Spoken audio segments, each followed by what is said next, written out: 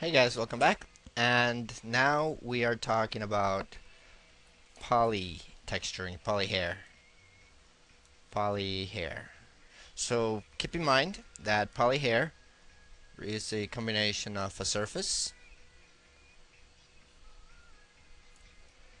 that has a UV layout, of course, and it's all about diffuse textures. And diffuse means color.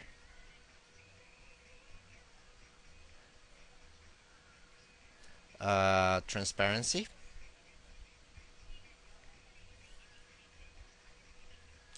And basically those two, but if you want to make it look a little bit more real, you can add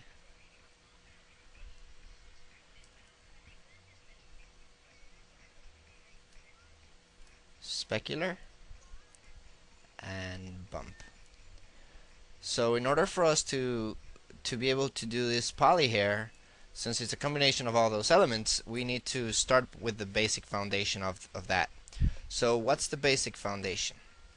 Well, whenever you make a poly plane like such, it has a UV layout already embedded on it. So if I were to assign a checker texture to it, as you can see, it looks perfect. They look square. That means they're laid out properly. But if on the other hand, say I had a I had a polyplane, but this time I went in and started extruding edges,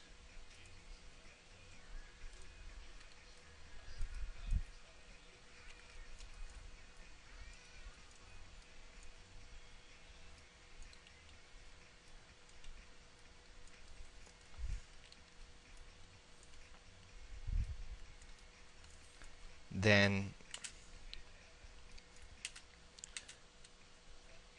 this checker is not really going to look too natural.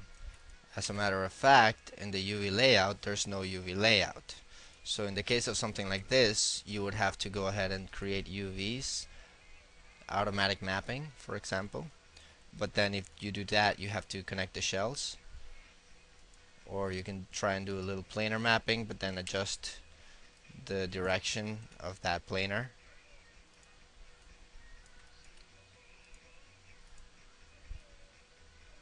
So that it comes in like that. But then these guys are not flowing along in the right direction. See, we would like those cubes to flow just like those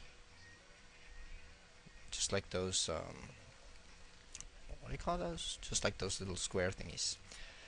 So, you got to be careful as to how you're going to be doing the hair. That's why I suggest that if you do hair, you try this approach. You make a curve. So let me just come here to surfaces. If I find it, there we go, curves. And I'm just going to come here to the top view. And I'm just going to make a little curve and duplicate it. So I got two curves that are identical, but before you make them a loft, the best thing you can do is rebuild them. So surfaces, edit curves, rebuild curve, and apply 6. This is probably fine for this curve. So now they're evenly spaced, which is going to make your life easy when it comes to a UV layout. So now that they're rebuilt, you can go ahead and go to surfaces, loft option box, and remember you can loft as polys or as curves or as NURBs. So I'm just going to do polygons, quads, general, and I'm going to switch this to ISO params and see what that gives me. That's fair. Let's try one and see. That's kind of low poly, but maybe we can get a little higher. Let's try 3. So there we go. Okay, why that? Because when you do it like that, if I assign this checker, what's happening now is that straight texture is actually wrapping around. So it makes your life a lot easier when you're going to be painting the textures. It's just a matter of adjusting the UV layout so that they don't look like that, but they actually look more square.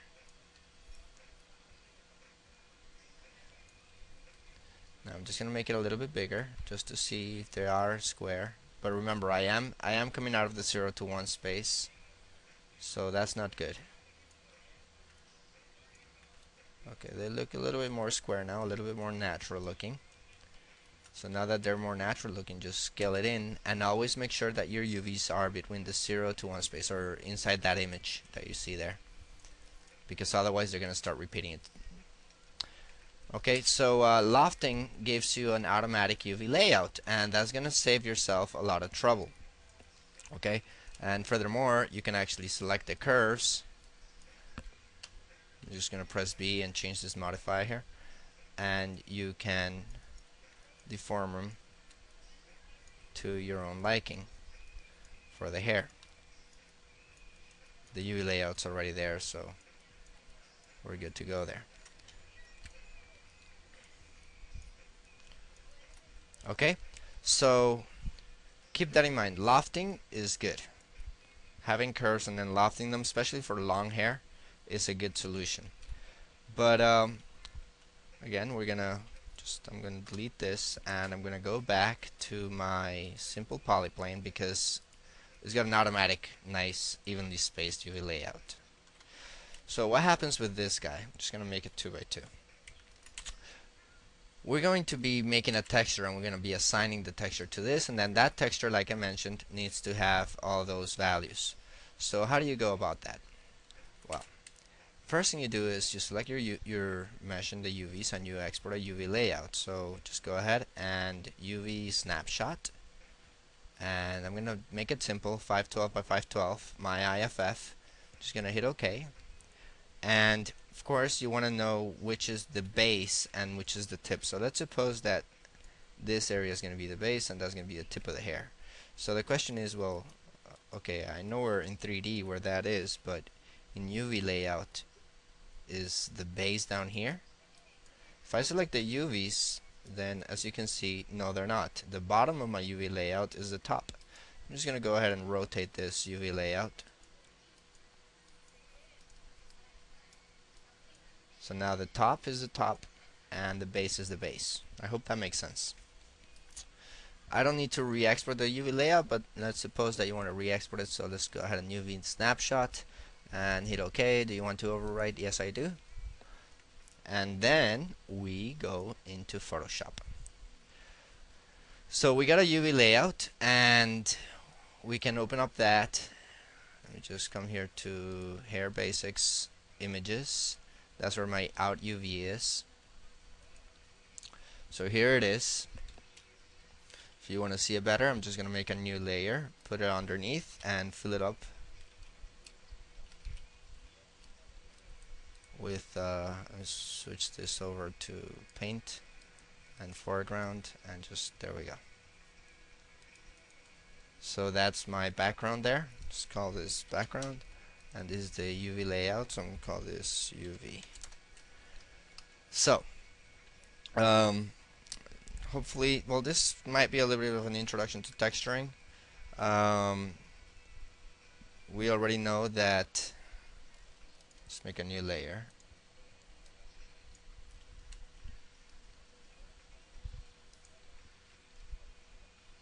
And I'm just going to use a loud color here.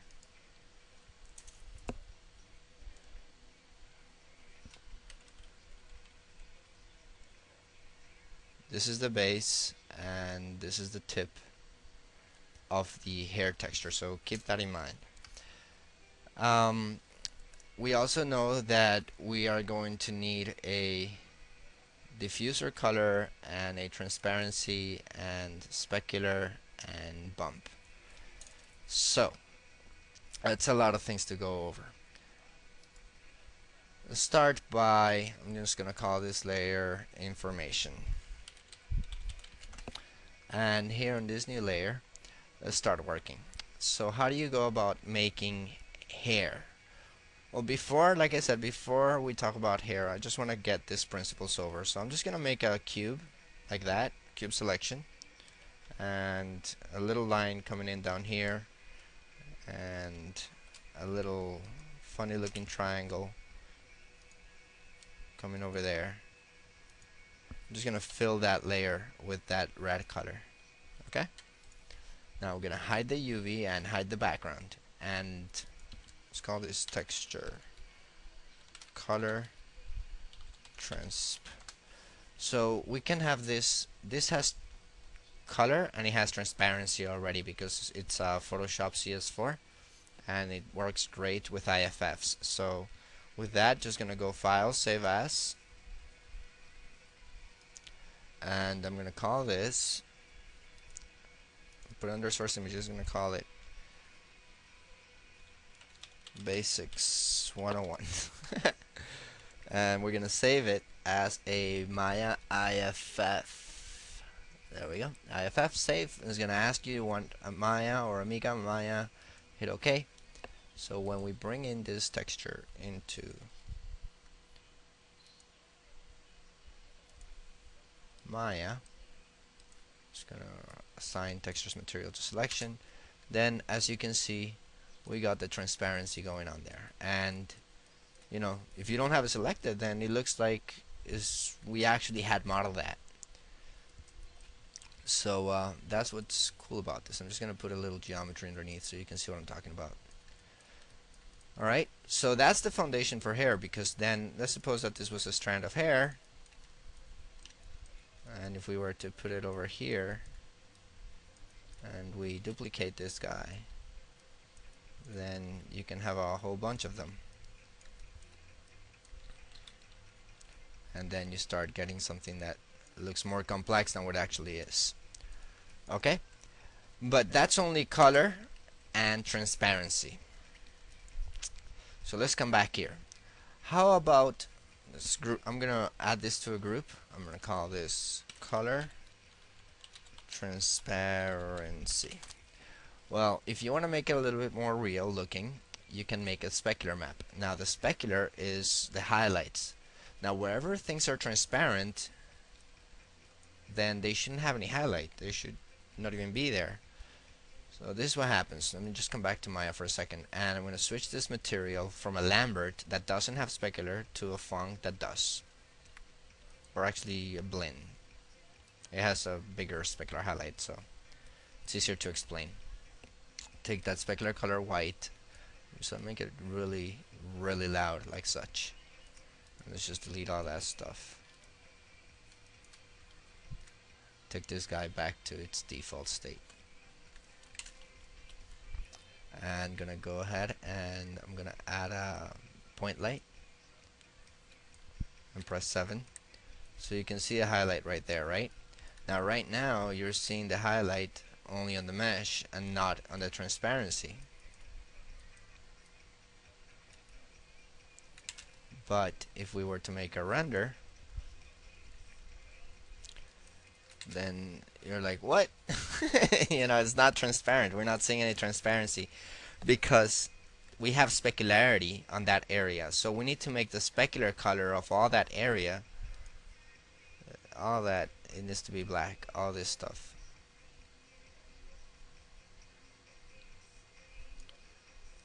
All that just needs to be black. And this inside area will have the specular color. Right, so that's what we're going to do here.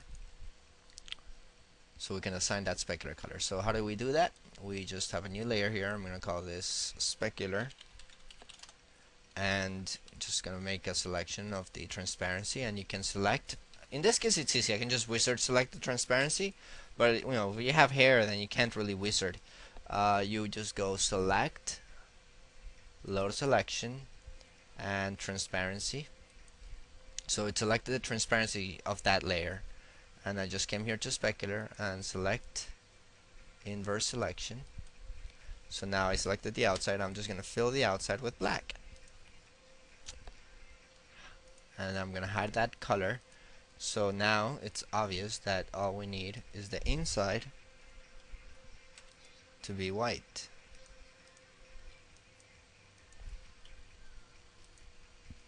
And then we get something like this. So I'm just going to go ahead and save this as a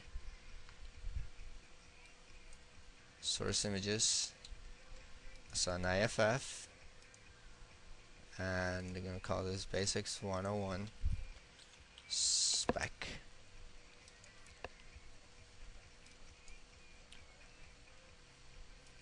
So if I bring that spec texture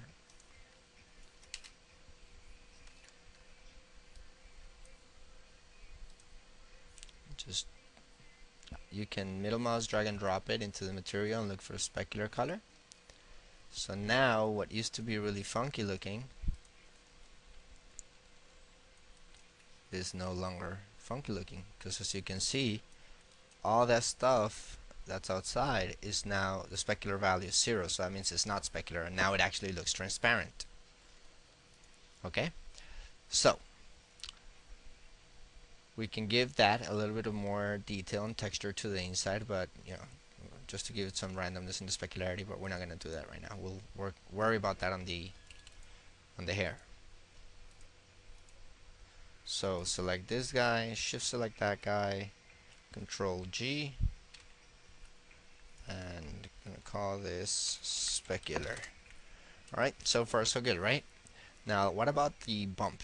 A bump is a black and white image where black doesn't bump and white bumps up.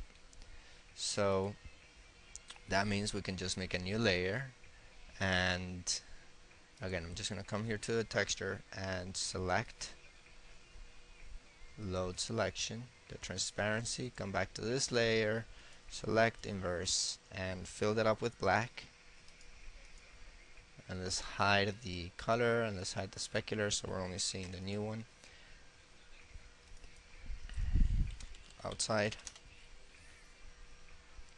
And I'm going to make a new layer, call it inside, put it underneath. I'm just going to fill it up with a basic color, white. And now that we have that, I'm just going to, with a brush, I'm just going to select maybe this brush right there and paint with black. Alright, actually I messed up. Sorry about that. Because I don't want the whole thing to bump up. I actually only want those guys to bump up. So just gonna start from scratch. I'm gonna delete that, make a new layer, and call this inside, and make a new layer, call this bump. So on the inside I'm gonna fill it up with white. I'm gonna do it with white just to identify it, and then we're gonna come here to the bump, and there we go. So I'm just gonna inverse that guy and inverse this guy, so we end up with something that looks like this. So we'll go ahead and save. I'm gonna save this as, again, my IFF. I'm gonna call this Basics 101 Bump.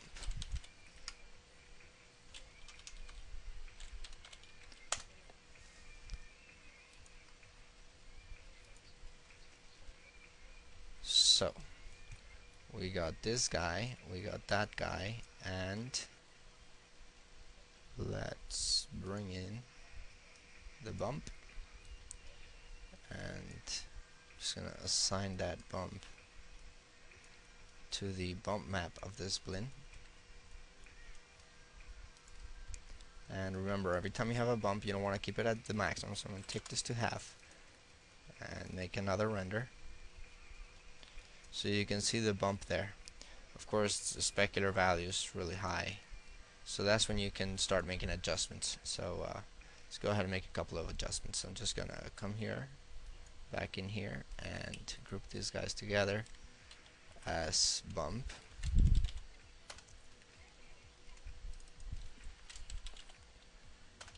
I'm gonna hide this layer for a second and show the specular layer, and I'm actually going to take this layer from the bump, make a duplicate of it, and bring it down into the specular layer. Okay, so hide the bump layer, and we have the specular layer.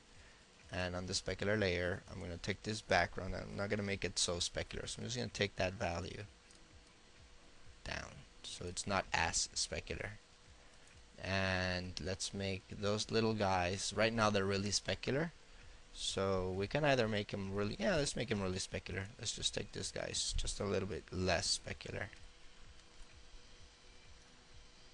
There we go. So Control Shift S, and again as an IFF to source images. So this is a revision of the spec.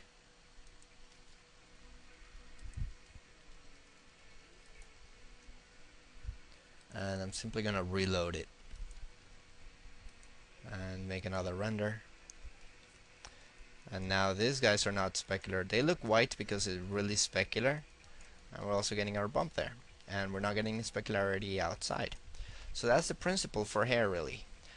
So let's move on and do hair. Let's just go File, Save Scene, and let's call this Hair Basics. And I'll come back with another tutorial just expanding on this and doing hair. Right? See you in a bit. Bye.